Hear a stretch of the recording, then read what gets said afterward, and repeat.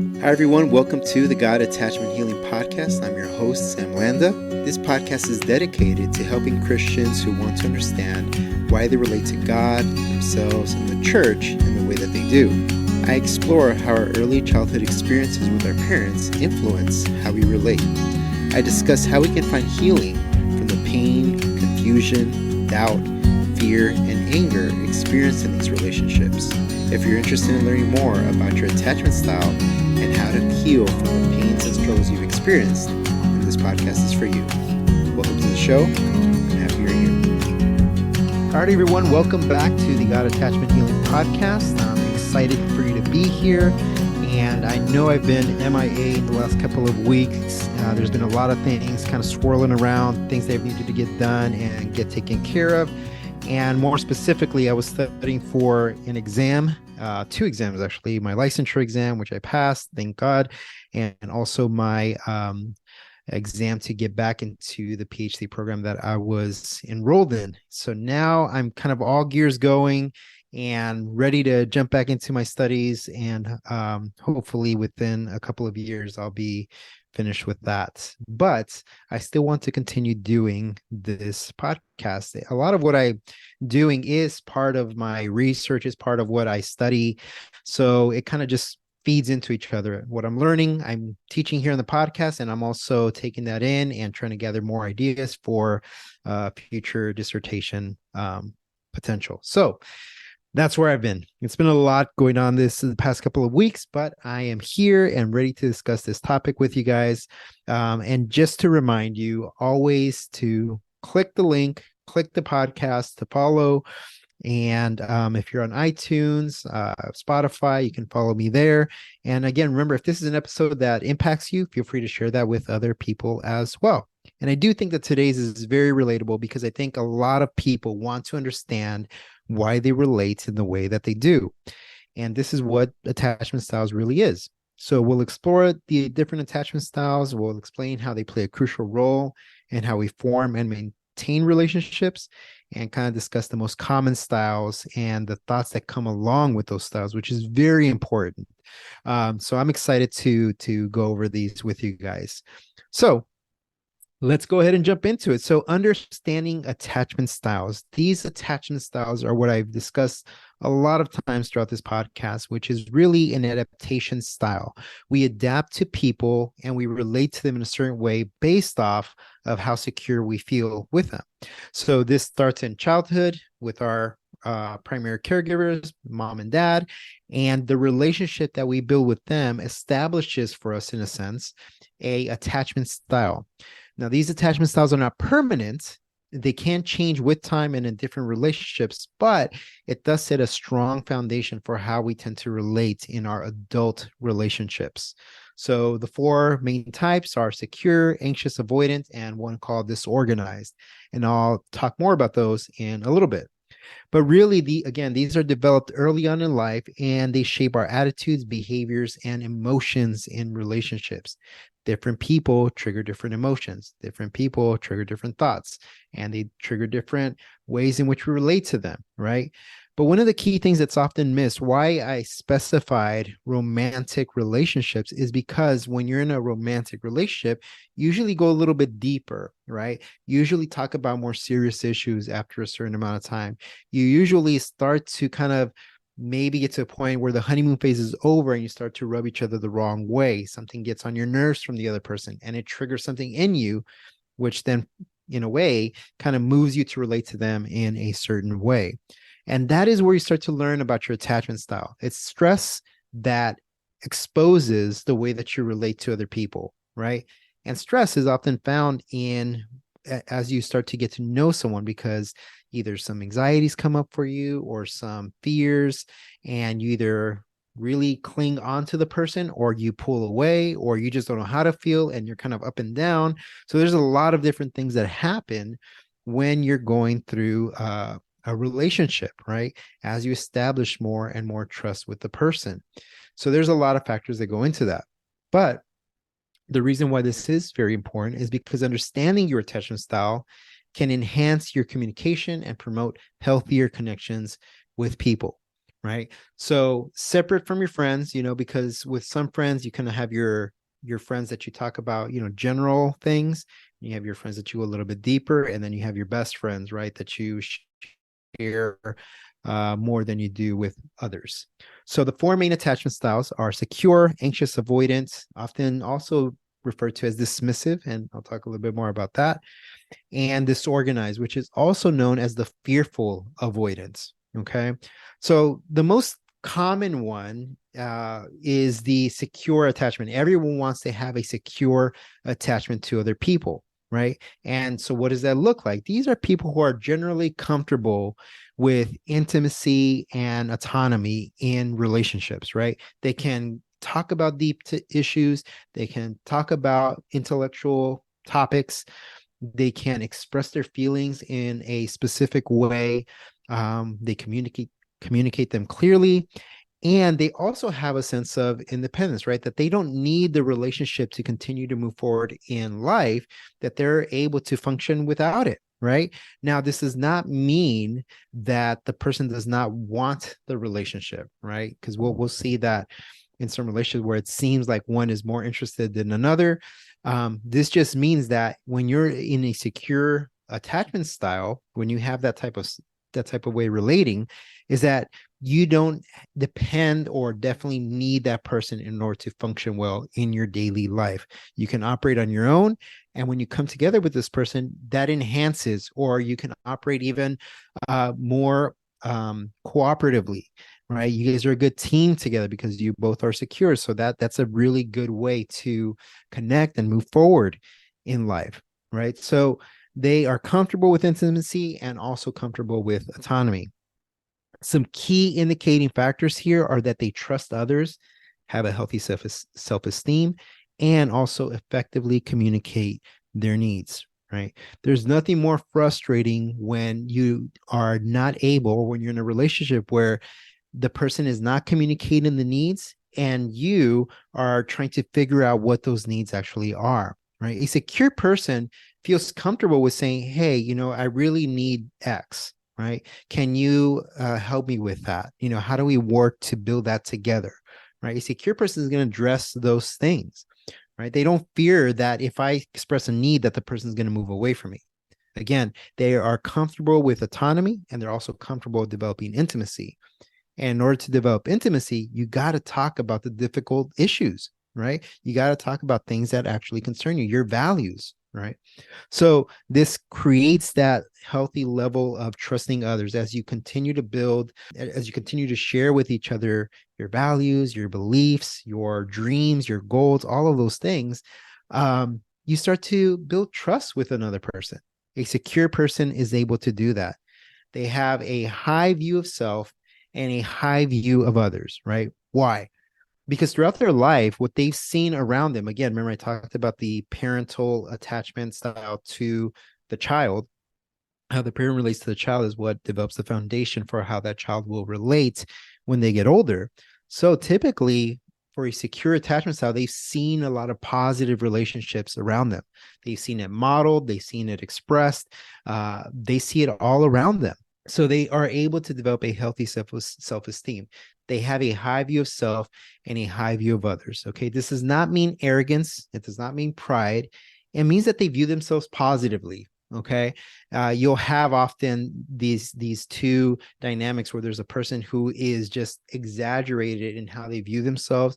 They, declare all their accolades and accomplishments and this and that, right? So they really present that out there.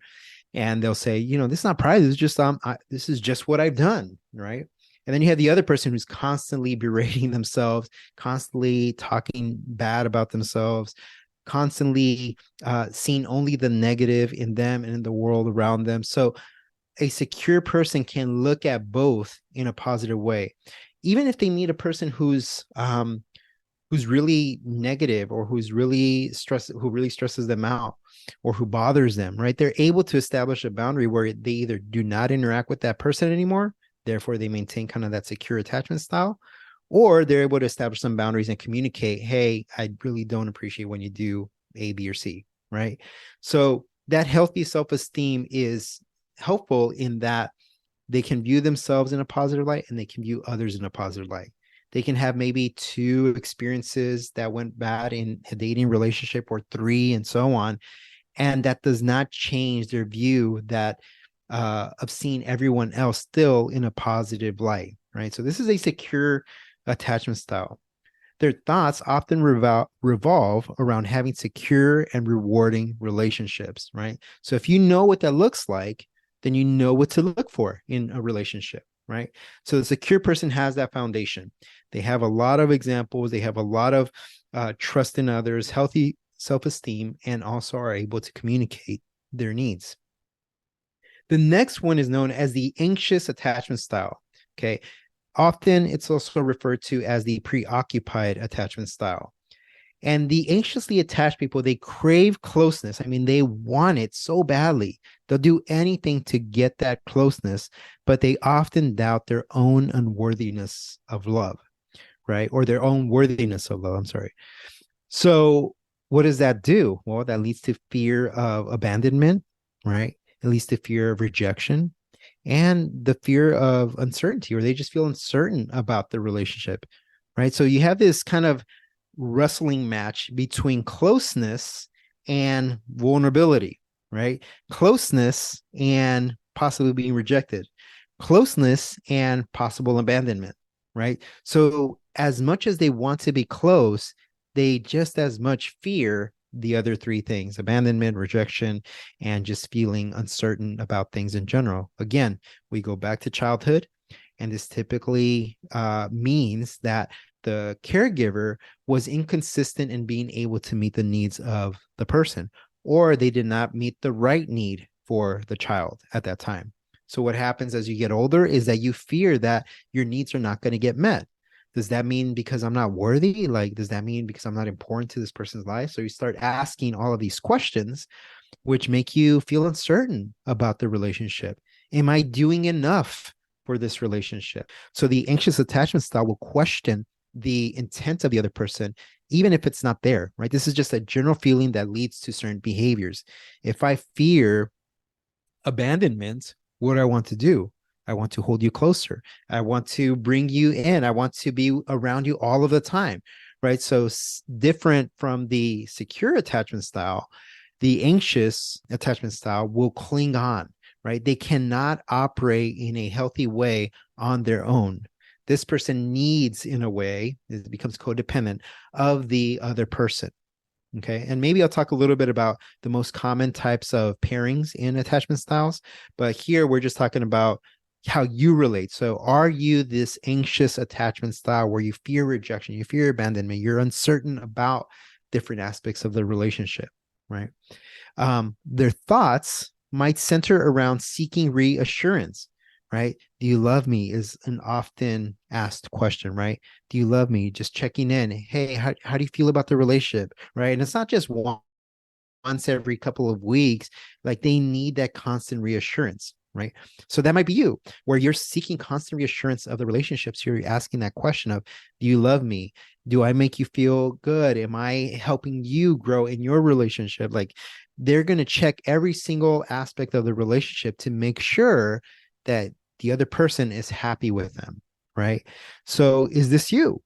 Do you have this type of attachment style? Are you seeking reassurance? Do you fear being forgotten, right? Or unloved? If so, that might indicate that you have an anxious attachment style. Now, I'll discuss this a little bit later, more in depth, but different attachment styles are going to trigger different things in your attachment style. But the key is, how long have you been dating this person? How long have you been with this person? And it has to be a significant amount of time so that you can start to see really what's the pattern of the way that you relate to each other. How do you feel as you're relating to this person? What do you think about as you're relating to this person? And that's going to indicate your attachment style more accurately. Okay. Third one, we have the avoidant dismissive, right? The avoidant attachment style or the dismissive attachment style. And this kind of makes sense, right? These are the people who value independence and tend to avoid emotional closeness. Okay. And I'll explain a little bit about this. So I mentioned with the secure attachment style, typically what they have is a high view of self and a high view of others. With the anxious attachment style, it's a low view of self, right? Am I worthy to be loved? Am I going to be rejected? Just feeling uncertain, right? So it makes sense that they would feel, or that they would have a low view of themselves, and they have a high view of others. Like everyone else is better than them. Everyone else does things and are deserving of love, right? So low view of self, high view of others for the anxious attachment style. And with the avoidant dismissive, it's a high view of self and low view of others, right? That's why they avoid emotional closeness. They don't trust people, right? And again, if we go back through their experiences, you'll see a lot of different reasons why they wouldn't feel like others are trustworthy. Again, if we go back to their parental attachment, right? When they were infants and toddlers, we see the relationship that maybe their needs were not met, so they had to find different ways to meet needs on their own, meet their own needs, right? So if it was wanting face-to-face time with mom or dad, and mom and dad weren't around, so they go and play with a toy, right? They learn that they have to find ways to entertain themselves and to, in a way, calm their anxiety to the point where they now feel numb. So the avoidant avoids emotional closeness, and they value independence because that's kind of what they've had to do throughout their life. They've had to kind of do things on their own in order to survive, right? So as they get older, once the relationship gets to a point of closeness where it becomes uncomfortable for them, where they feel like they may have to start to depend on the other person in a healthy way, they start to pull away, right? They avoid that emotional closeness, and they are highly independent. So these are typically go-getters, right? That's how they kind of fall in line with avoiding closeness in relationships, is doing a lot. And that will be exposed at some point, right? So if you're fearful, if you're an avoidant dismissive attachment, this is probably going to resonate with you, right? As you get close to people, what starts to happen within you? I start to pull away. I feel scared, so I'd rather not go through that pain, and I just go and do my own thing, right? So they're going to avoid people. They're going to think that others are going to hurt me. Why get involved in a relationship, right? And again, in the beginning, when they like someone, they're engaged and they're involved. But again, once it reaches a level of closeness, that's where you start to see the actual attachment style or adaptation style come out. And what happens is that they'll start to pull away from the relationship, and they don't start to share anymore. And they kind of withhold a lot of information because they don't want to get hurt, right? They fear losing their freedom and tend to distance themselves from intimacy. So freedom is huge for the avoidant attachment style, right? Do you enjoy your freedom? Do you want that freedom? Do you want to continue that freedom? Well, when you're in a relationship, you kind of have to give up some of that freedom, right? Now you're somewhat checking in, and you're have to worry about someone else's feelings and someone else's values and their beliefs and their thoughts and so on. So you kind of lose that sense of freedom because you can't just do whatever you want. You have to operate within the boundaries of a romantic relationship. So they fear losing their freedom and distance themselves from intimacy. Their thoughts often involve self-reliance and dismissing the significance of relationships. So what does that mean? Is that they won't really make a big deal out of relationships and say, maybe someday down the line it'll be important to me, but not right now. It's not a big deal. They'll even like, a girl or a guy, and they'll downplay it. It's not that important. We're hanging out, we're talking, but it's whatever. It's not that big of a deal. So that's kind of the avoidant dismissive attachment, where they're just going to dismiss the importance of those relationships, right? And lastly, we have the disorganized attachment style, also known as the fearful avoidant. Okay, and these individuals typically have a background of trauma. Not necessarily multiple instances of trauma. It could be one big traumatic event, or it could be multiple instances of trauma within different contexts of relationships, right? So these are people who desire that intimacy, but also don't want to get hurt. So they also desire independence, right? They have this conflicting emotions of closeness and distance, right? I want to be close, but I also need to be distant because I don't want to get hurt. I want to get to know you, but I don't really want you to get to know me because you might not like who I am. right? So they're going through these emotions of being conflicted throughout the relationship. They don't know if what they're doing is right. They just are kind of shooting in the dark and hoping that something lands. And even when it does land, they think to themselves, no, but it's not going to work out. Right. So it's this constant tug of war back and forth between wanting to seek that closeness and then also wanting some distance from that closeness. Right.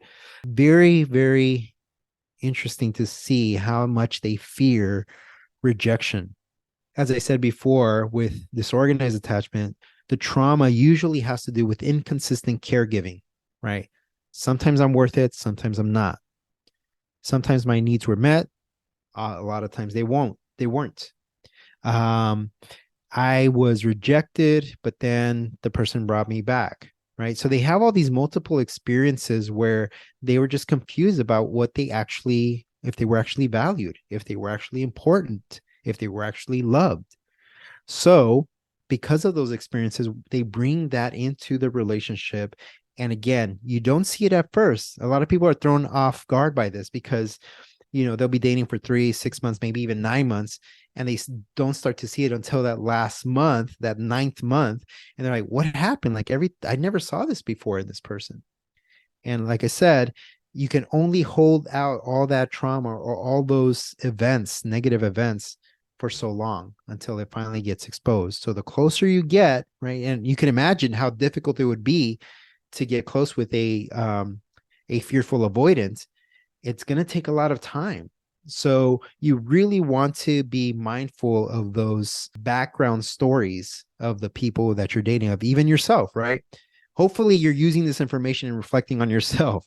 I'm reminded often of when I teach my psych courses, students will raise their hand and they'll say, so I have a friend who does A, B, and C. Does that mean that they have a traumatic history? Or does that mean that they have PTSD? Does that mean that they're anxious about all these different questions, right? But the way to look at this is really, are you these things, right? Because if you can identify them in yourself, you'll have a more clear understanding of how to operate within that network, right? And how to get out of that to a secure relationship style, right? So understand how you relate first before you try to understand how other people are relating. We often have that tendency of wanting to identify how other people relate and identify their attachment style and kind of ignore ours, especially if it lands on one of those three: anxious, avoidant, or disorganized. But those who are fearful avoidant, they fear rejection. They fluctuate between longing for connection and fearing vulnerability, right? And that's a pretty key aspect here, right? Is that they'll share just enough for you to be happy with them, but they won't share everything because they fear that you're going to push them away, right? So again, you could just imagine the struggle of, I want to be close to you, but I fear that if I share this history with you, or I share this problem that I'm having, that you're going to pull away. So they're moving through the relationship through that constant strain. They fear being vulnerable. They don't want to share more. That's going to hurt the relationship. Okay. And it makes sense, again, with traumatic history or having unmet needs and that being inconsistent or just complete neglect. There's different ways in which neglect and abuse affect a person way of relating. So yeah, those are things for you to keep in mind. Now, in general, we'll talk about some common fears about relationships. In general, these are fears that everyone experiences, but your attachment style is going to not dictate, but it's going to influence how you're going to respond to these things within the relationship.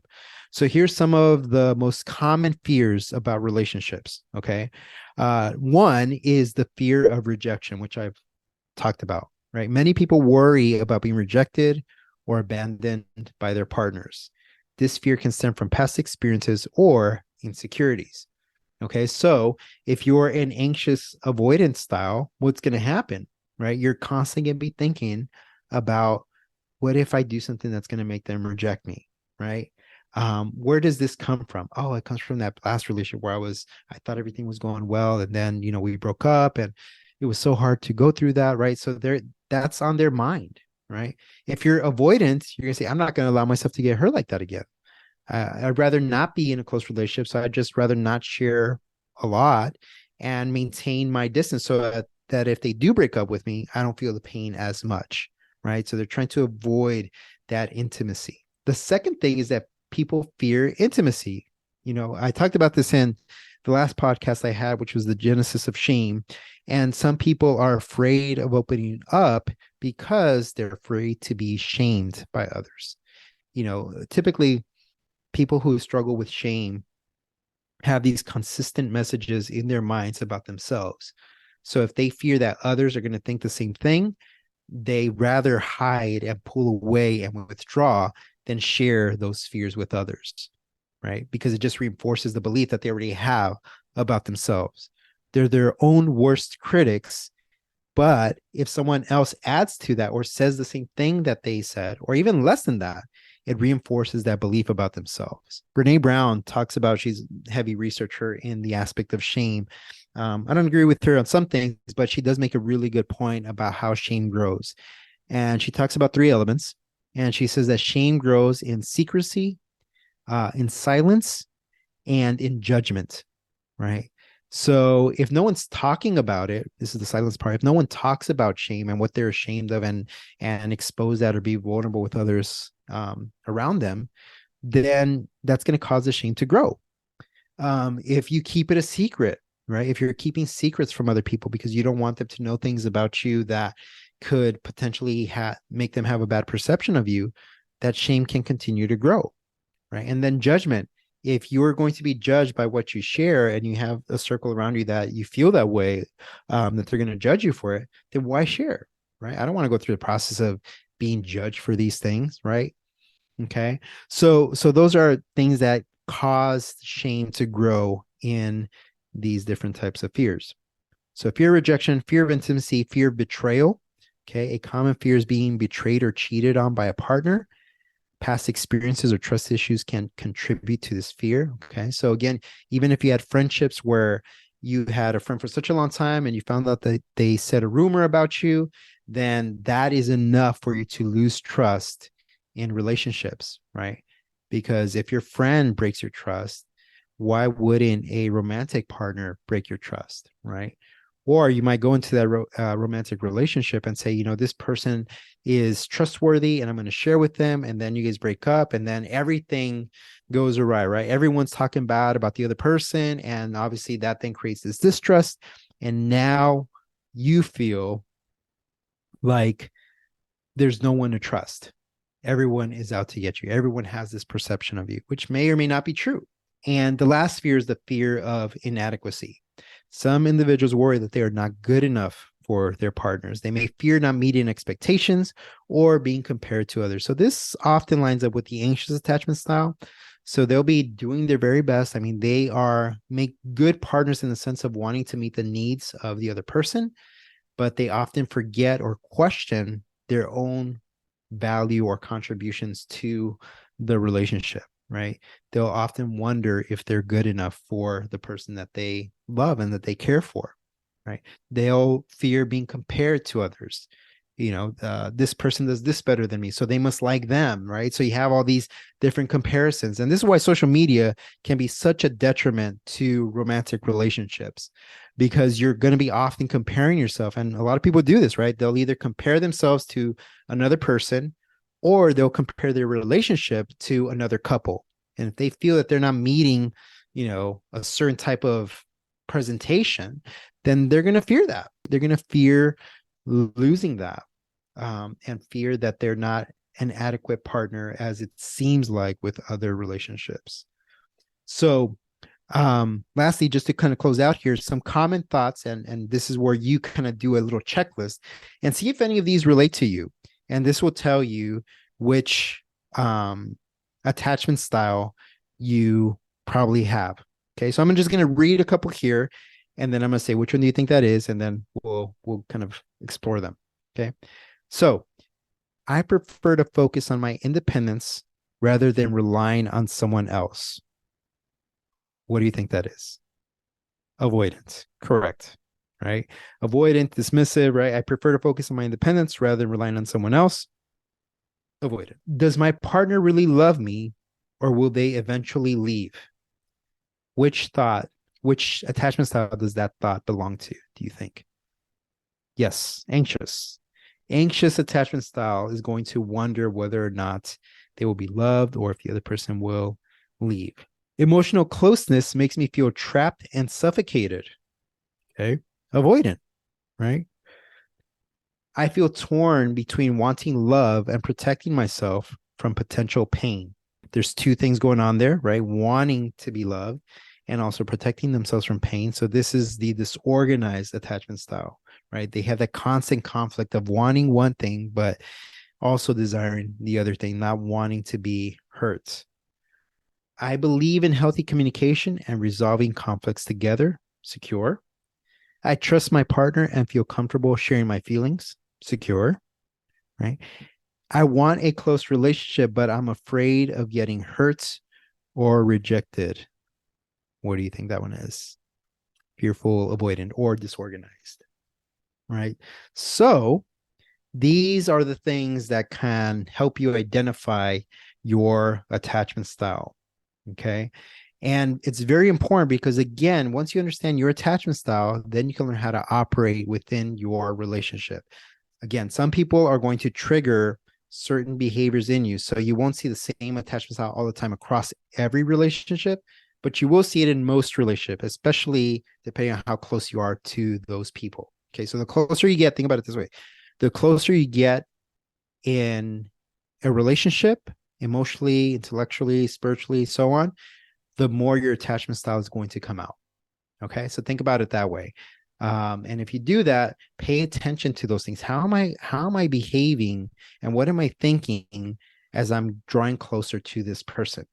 And hopefully with the information that I provided earlier, you're able to more accurately identify your attachment style. So we covered understanding attachment styles and some common fears.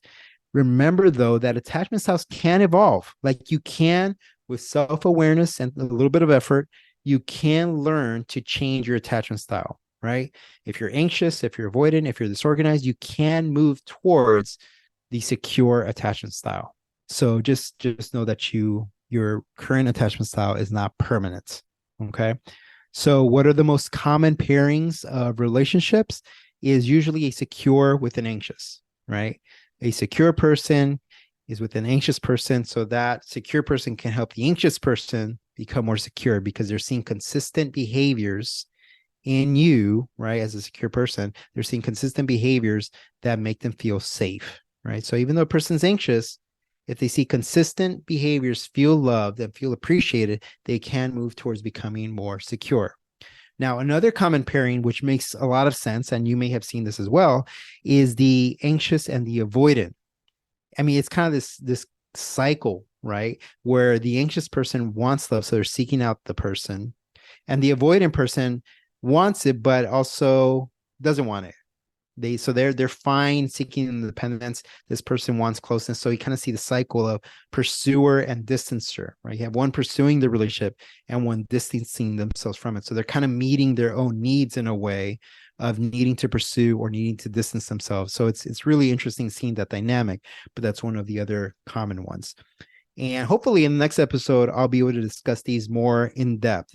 But I want to close with this, that the reason also why these are important is because in our God attachment style, these things also come into play, right? How your way of relating to people that you see and interact with on a daily basis, that you draw close to, is going to be very similar to how you relate to God, okay? So if you can understand your attachment style in romantic relationships, you will be able to also understand your attachment style to God as you relate to him, right? Through his word, through prayer, through community. There's going to be some things that are going to make you feel more anxious, some that are going to make you feel more avoidant, and some that are going to make you feel secure, right? So it's very important that you understand how you relate to people so you can understand how you can then relate to God. So hopefully I'll be doing one of those episodes soon. And guys, again, if you enjoyed this episode, please subscribe to the podcast, follow us on iTunes and Spotify and so on. And again, share this episode with people. I think this one will be a huge blessing. All right. Until next time. See you guys.